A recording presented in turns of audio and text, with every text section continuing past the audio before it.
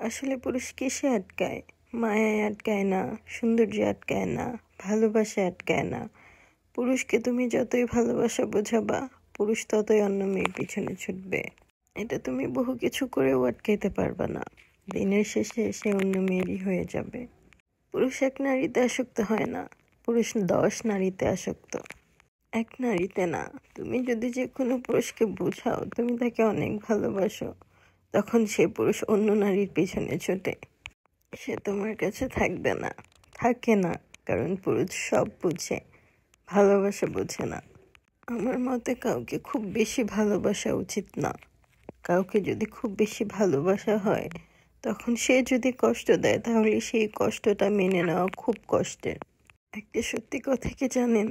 কখনো একটা মিথ্যাবাদী পুরুষ একটা সৎ নারীকে সামলে রাখতে পারে না, কারণ সে দিন শেষে সবকিছু বুঝে যায়। পুরুষ যতই যুক্তি দিয়ে মিথ্যা কথা বলুক না কেন, দিন শেষে সেই নারীটার কাছে সে ধরা পড়েই যাবে, কারণ সেই নারীটা সব বুঝেই তার সাথে তাকে প্রশ্ন করে। জীবনে অনেক কিছু আছে যেগুলো আমরা মন থেকে অনেক চেয়েছি, কিন্তু তা আমরা কখনোই পাইনি। এবং অনেক কিছু আছে যেগুলো আমরা চাই নাই, কিন্তু তা চাওয়ার আগেই পেয়ে গেছি।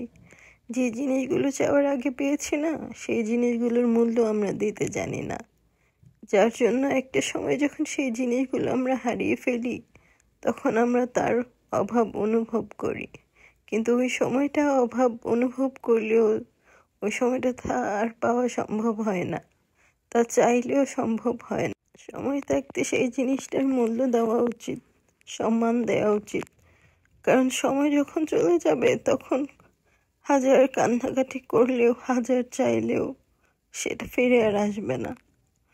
সুযোগ মানুষের জীবনে একবারই আসে, সুযোগ মানুষকে একবারই ভালোভাবে দেয়া হয়, সেটা কাজে লাগানো উচিত।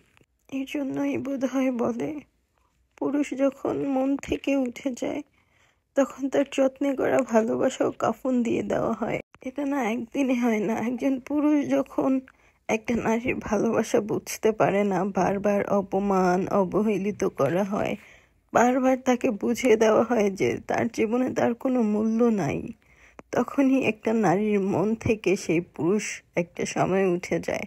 কিন্তু যখন উঠে যায় না, তখন আর ওই পুরুষ কখনোই ওই জায়গাটা নিতে পারে না।